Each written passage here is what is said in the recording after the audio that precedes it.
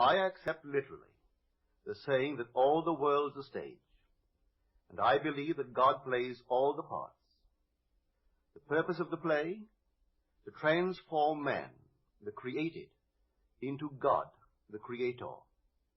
God loved man, his created, and became man in faith that this act of self-commission would transform man, the created, into God, the Creator. The play begins with the crucifixion of God on man as man, and ends with the resurrection of man as God. God becomes as we are, that we may be as he is. God becomes man, that man may become first a living being, and secondly, a life-giving spirit. I live, yet not I, but God lives in me. And the life I now live in the flesh, I live by the faith of God, who loved me and gave himself for me. God took upon himself the form of man, and became obedient unto death, even death on the cross of man, and is crucified on Golgotha, the skull of man. God himself enters death's door, the human skull, and lays down in the grave of man to make man a living being. God's mercy turned death into sleep. Then began the prodigious and unthinkable metamorphosis of man, the transformation of man into God. No man, unaided by the crucifixion of God, could cross the threshold that admits to conscious life. But now we have union with God in his crucified self. He lives in us as our wonderful human imagination. Therefore man is all imagination, and God is man, and exists in us, and we in him. The eternal body of man is the imagination. That is God himself. When he rises in us, we will be like him, and he will be like us. Then all impossibilities will dissolve at the touch of exaltation, which his rising in us will impart to our nature. Here is the secret of the world. God died to give man life, and to set man free. For however clearly God is aware of his creation, it does not follow that man, imaginatively created, is aware of God. To work this miracle, God had to die, then rise again as man. And none has ever expressed it so clearly as Blake.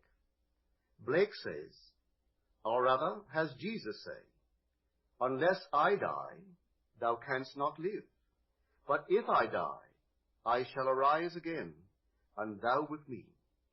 Wouldst thou love one who had never died for thee, or ever die for one who had not died for thee? And if God dieth not for man, and giveth not himself eternally for man, man could not exist. So God dies. That is to say, God has freely given himself for man. Deliberately, he has become man, and has forgotten that he is God, in the hope that man, thus created, will eventually rise as God.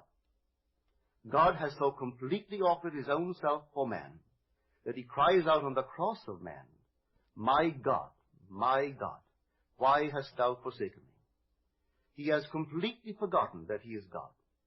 But after God rises in one man, that man will say to his brothers, why stand we here trembling around, calling on God for help, and not ourselves, in whom God dwells? This first man that has been raised from the dead is known as Jesus, the first fruits of those who have fallen asleep. For man, God died. Now by a man has come also the resurrection of the dead. Jesus resurrects his dead father by becoming him. In Adam, the universal man, God sleeps. In Jesus, the individualized God, God wakes. In waking, man the created has become God, the Creator, and can truly say, before the world was, I am. Just as God, in his love for man, so completely identified himself with man that he forgot that he was God, so man, in his love for God, must so completely surrender himself to God that he lives the life of God and no longer that of man. God's play, which transforms man into God, is revealed to us in the Bible. It is completely consistent in imagery and symbolism. The New Testament is hid in the Old Testament, and the Old is manifested in the New. The Bible is a vision. It is not a doctrine or a ritual. The Old Testament tells us of God's promises. The New Testament tells us not how these promises were fulfilled, but how they are fulfilled. The central theme of the Bible is the direct, individual, mystical experience of the birth of the child. That child of whom the prophet spoke. To us a child is born, to us a son is given, and the government will be upon his shoulder, and his name will be called Wonderful Counselor, Mighty God, Everlasting Father, Prince of Peace. Of the increase of his government and of peace there will be no end. When the child is revealed to us, we see it, we experience it, and the response to this revelation can be stated in the words of Job. I had heard of thee by the hearing of the ear, but now my eye sees thee.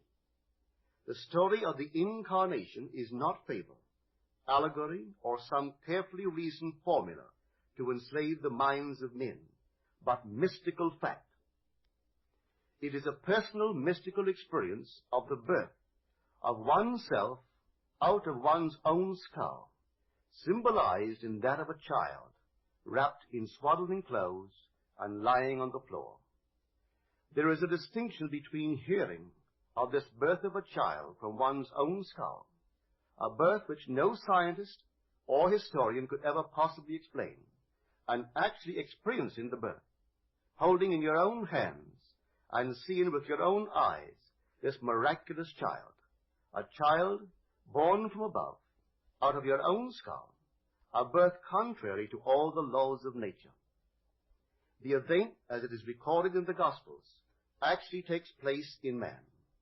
But of that day or that hour when the time will come for the individual to be delivered, no one knows but the Father.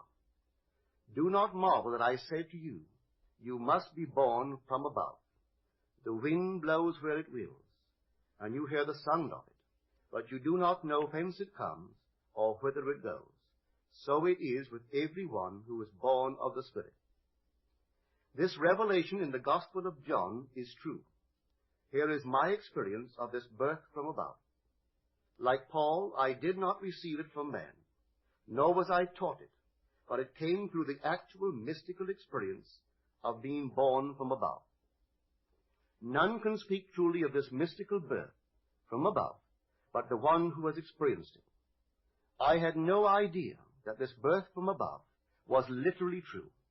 For who, before the experience, could believe that the child, the Wonderful Counselor, the Mighty God, the Everlasting Father, the Prince of Peace, was inwoven in his own skull?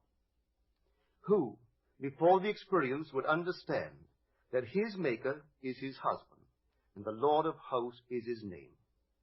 Who would believe that the Creator went in unto his own creation, man, and knew it to be himself, and that this entrance into the skull of man, this union of God and man, resulted in the birth of a son out of the skull of man, which birth gave to that man eternal life and union with his Creator forever?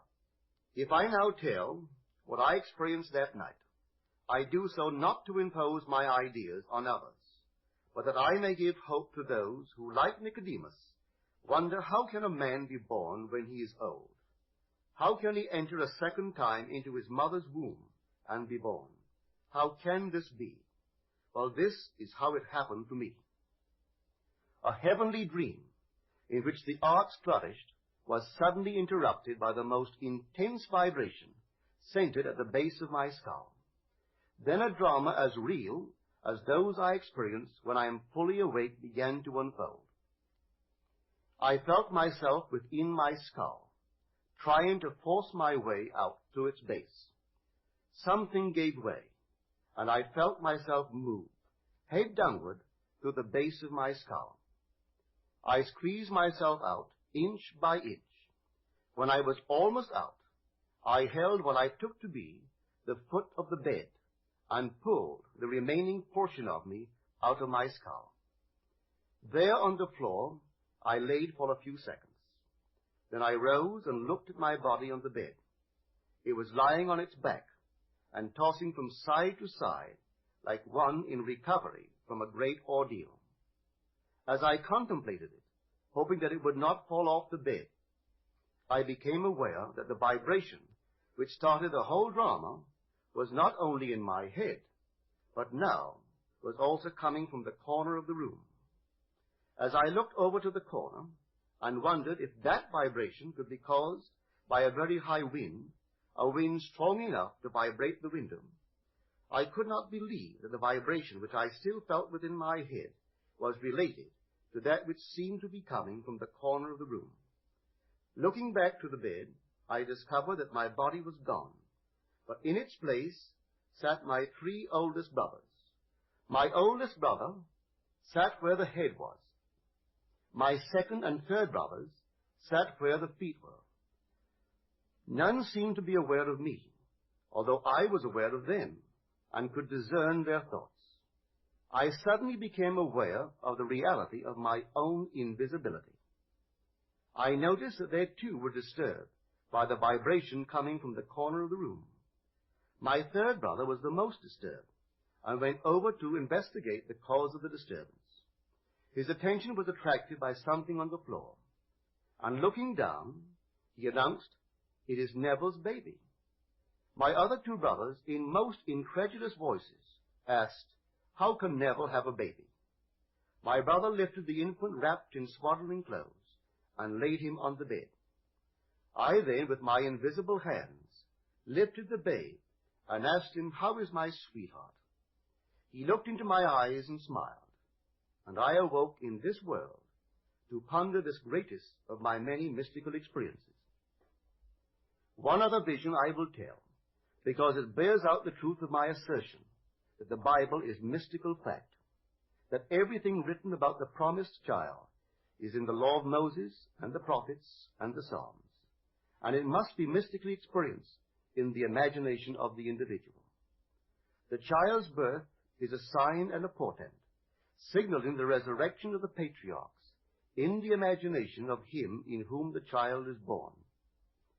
6 months after the birth of the child, a vibration similar to the one which preceded his birth started in my head.